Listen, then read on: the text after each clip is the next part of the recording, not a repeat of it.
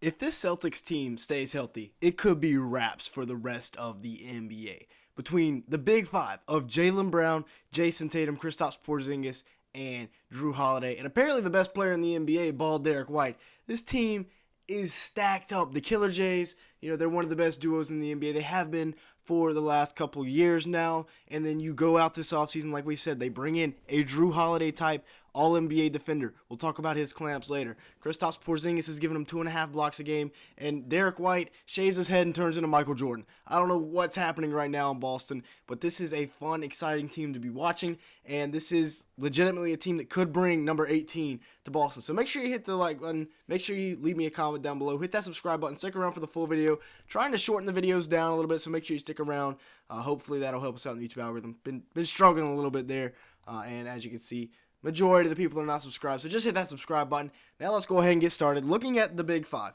And like we said, hopefully none of these guys get injured, because between these five guys right here, there's not a better starting five in the NBA right now. The Nuggets, they're up there for sure, but even the Nuggets, even the mighty Nuggets, are not quite as good as these guys.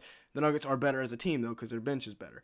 Starts off with the 19-year-old MVP candidate, Jayson Tatum, who has obviously had a hot start to the year. Started with 34 against the Knicks, putting up 28 and 10 so far through 2 games, 4.5 assists per game as well. And he's shooting at 50% from the field. So a very, very good start for what should be an MVP candidate season for Jayson Tatum, continuing to take a step forward. 33% from the field, or 33% from 3, 1.5 steals, 22 PER, and a 30% usage rate. Dude is a monster. Those are some really good advanced stats right there. And again, people forget this man is still 19 years old. All right, don't go comment down in the comment section. Some people don't get the joke, apparently. But yeah, elite season so far from Jayson Tatum. Now, the guard play has been really good as well. Really good defense. Jrue Holiday hasn't really heated up yet, but Derek White has more than picked up the slack. Derek White has shocked some people this year. He's been one of the best players for Boston so far. He's been better than Jaylen Brown and Jrue Holiday so far. I feel like you could easily say. Bald Derek White turns into Michael Jordan because he is a two-way elite defender, good scorer. I mean, he's averaging 20 and 6 right now, as well as 2.5 assists per game. Now, obviously, he's coming out of the gate flaming hot. He's not going to average 20 points and 6 rebounds per game for the whole year. I mean, he's shooting at 62% from the field right now and 60% from 3. So, obviously, that's not going to keep up. 2.5 steals, though, I think that is an attainable number for Derek White if he continues to lock down. Now, his partner in the backcourt, Jrue Holiday. Here you can see what he did to the New York Knicks, terrorize them on opening night when they were being guarded by him. Shout out to Celtics Report on Instagram. That's where I got that graphic from. But he's only averaging 13 points so far to start the year. 7 rebounds, 4.5 assists. That's kind of normal. But the 13 points will come up. Remember, he averaged 19 and 7 last year in Milwaukee. So expect that to come up, and it will come up when the three-point percentage goes up. Again, it's 2 games into the year, so we can't really look into these percentages so much yet. 22% from 3, that will come up, don't worry. He is averaging 2 blocks a game, though. But yeah, the three-point percentage will come up. He shoots at 37% from 3 on his career, and he hadn't really been a three-point shooter, but for the last 5 or so years, ever since he went to New Orleans. Early on, he wasn't really a knockdown three-point shooter. Now, the game changer for this Boston team, the thing that they have that not really anybody in the NBA has, other than maybe San Antonio and Oklahoma City, that 7'3" unicorn. Tingus Pingus is averaging 23.5 points a game, 8.5 rebounds, and 2.5 blocks. He can do everything on both sides of the ball. Absolutely lit up the Knicks. And again, he's off to a hot start. 47% from 3 is not going to last for him. 52% from the field, I could see it because he's a 7-footer, but he does take a lot of threes, so I doubt it stays that high. But he's a guy that has to stay healthy for this Boston Celtics team, because if he doesn't, they could be in some huge trouble. Now, did they potentially overpay on Jaylen Brown? $300 million, and the man still can't go left. I don't want to jump to any conclusions because it is still very early in the season, but Jaylen Brown has not been great so far. Like I said, he's been outplayed by Derek White. 19 points a game, 6 rebounds, and 3 assists, and maybe he needs to go bald, because maybe that's just where it's at. All right, everybody used to be bald in the league. The GOAT was bald.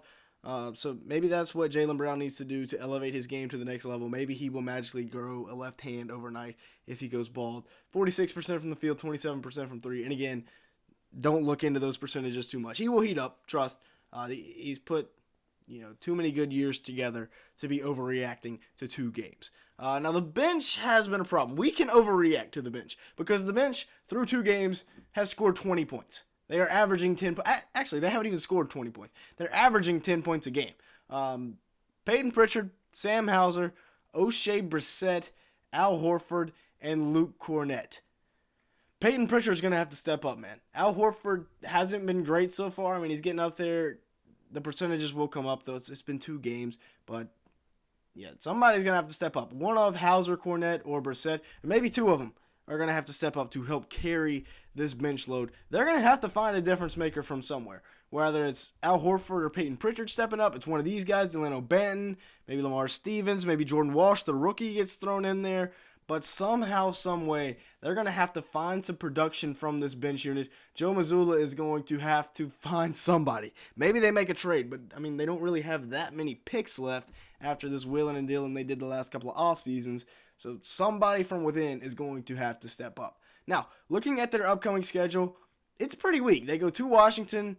Indiana could be a tough one. Got to go on the road to Brooklyn, Minnesota, and Philadelphia. So the next 5 games, I'm seeing at least 4 wins. At Philadelphia will be tough. Maybe they trip up at Brooklyn, but you get Indiana at home, so that's a nice one. And then you get Brooklyn, Toronto, New York. Go to Philadelphia, to Toronto, to Memphis, and to the mighty Charlotte Hornets. So we'll see. Like I said, I think this Celtics team, with their starting 5, is the best in the league. And I don't think you can really debate that. But they do have a somewhat tough schedule. Washington is going to be a freebie. But after that, Indiana is a playoff team. Probably Brooklyn can be a playoff team. Anthony Edwards out in Minnesota, not going to be easy. And Philadelphia is probably a top 3 seed in the Eastern Conference. So it's going to get tough a little bit. But could they go all the way?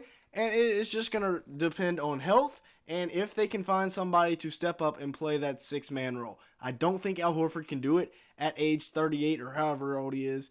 He's getting way up there. They're going to have to find somebody from within to step up and lead that bench unit. Could it be O'Shea Brissett? Probably not, but maybe Peyton Pritchard. I don't think he's cut out to be a 6-man, maybe an 8th, solid 7th or 8th man.